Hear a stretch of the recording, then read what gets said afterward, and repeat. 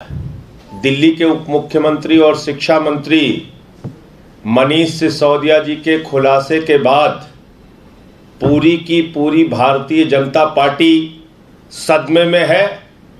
उसके पास कोई जवाब नहीं है और जो प्रयोग उन्होंने महाराष्ट्र में किया, जो प्रयोग उन्होंने कर्नाटक में किया, जो प्रयोग उन्होंने मध्य प्रदेश में किया, जो प्रयोग उन्होंने अरुणाचल प्रदेश में किया था, जो प्रयोग उन्होंने उत्तराखंड में किया था, जो प्रयोग उन्होंने गोवा में किया था, जो प्रयोग उन्होंने राजस्थान में करने की कोशिश की, जो प्रयोग उन्होंने बंगाल में किया था, यानी कि पूरे देश में सरकारों को गिराने का, खरीदने का, विधायकों को तोड़ने का जो सिलसिला उनका चल रहा था, उसमें सबसे बड़ा हथियार उनका था सीबीआई और ईडी।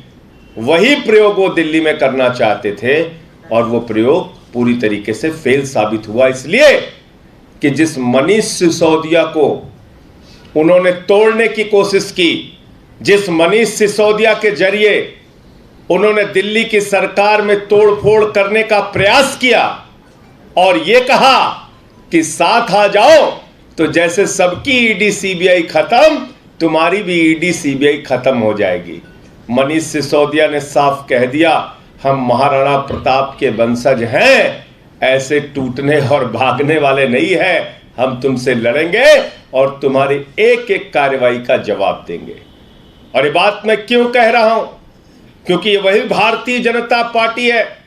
जब नारद स्टिंग ऑपरेशन हुआ तो नारद स्टिंग ऑपरेशन के जरिए मुकुल राय का भ्रष्टाचार खोलने की बात भारतीय जनता पार्टी ने की। पूरे देश में हंगामा किया, कहने लगे नारद स्टिंग ऑपरेशन खोल दिया, नारद स्टिंग ऑपरेशन खोल दिया, मुकुल राय का भ्रष्टाचार खोल दिया। और उस भ्रष्टाचार में जो जो लोग शामिल थे मुकुल राय के साथ, वो सारे के सारे लोग बीजेपी में शामिल हो गए। वो सारे के सारे लोग बीजेपी में शामिल हो गए। शारदा घोटाला खत्म हो गया, नारद स्टिंग ऑपरेशन खत्म हो गया, मुकुल राय का भ्रष्टाचार खत्म हो गया। उनके साथ शामिल नारद स्टिंग ऑपरेशन में जो भ्रष्टाचारी लोग थे उनका भी भ्रष्टाचार खत्म हो गया और उनको बीजेपी ने अपनी पार्टी का राष्ट्रीय उपाध्यक्ष बना दिया। कहने लगे आओ हम आपको राष्ट्रीय उपाध्यक्ष बनाते हैं। दूसरा मामला आया हेमंत विश्व शर्मा का, वाटर घोटाला। उस वाटर घोटाले में अमेरिका तक में चार्जशीट लगी, अमेरिका तक में सवाल उठा और आसाम की उस समय की भारतीय जनता पार्टी के लोग आज वो बेचारे मुंह दिखाने लायक कहीं नहीं है। वो बीजेपी के नेता वो बुकलेट जारी कर रहे थे, कह रहे थे ये है वाटर घोटाला हेमंत विश्व शर्मा का, ये पूरी बुकलेट तैयार है, ये भ्रष्टाचार की पूरी कहानी लिखी हुई है। भाजपाइयों ने कहा कोई चिंता की बात नहीं, किया होगा हजारों करोड़ का वाटर घोटाला, चिंता की बात नहीं, हमारे साथ आओ, हम तुम्हें मुख्यमंत्री बनाएंगे। वो हेमंत विश्व शर्मा कांग्रेस छोड़ के बीजेपी में शामिल हो गए, आज आसाम के मुख्यमंत्री हैं।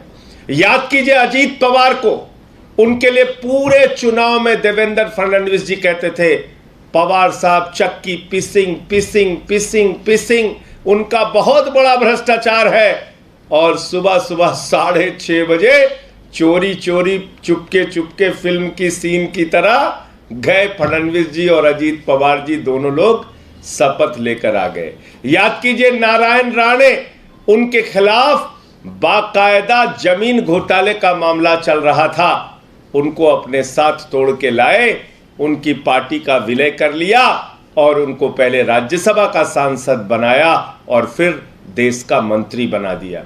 याद कीजिए टेलीकॉम घोटाला हुआ था इस देश में, एक बहुत बड़ा भ्रष्टाचार हुआ था और उस टेलीकॉम घोटाले को लेकर भारतीय जनता पार्टी ने 20 दिन तक देश की संसद चलने नहीं दी, चलने नहीं दी।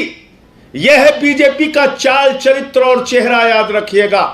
उस सुखराम जी के और टेलीकॉम घोटाले को लेकर 20 दिन तक देश की संसद नहीं चलने दी, लेकिन उसी सुखराम को हिमाचल प्रदेश के अंदर अपनी सरकार में उप मुख्यमंत्री बनाने का काम किया।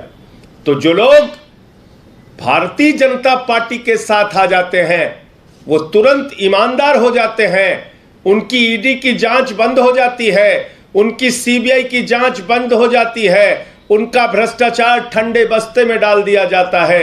याद कीजिए, येदियुरप्पा, हजारों करोड़ का माइनिंग घोटाला हुआ, भ्रष्टाचार में फंसे, उनको निकाल के बाहर कर दिया गया, फिर बाद में उनको लाकर मुख्यमंत्री बना दिया गया। याद कीजिए व्यापम घोटाला, शिवराज सिंह जी की सरकार सिर्फ फंसी ही नहीं, कई लोगों ने आत्महत्या की उस व्यापम घोटाले को लेके। कितने प्रदर्शन हुए, आंदोलन हुए, लेकिन 2017 में व्यापम घोटाले में शिवराज सिंह जी की सरकार को पूरी तरीके से क्लीन चिट दे दिया गया।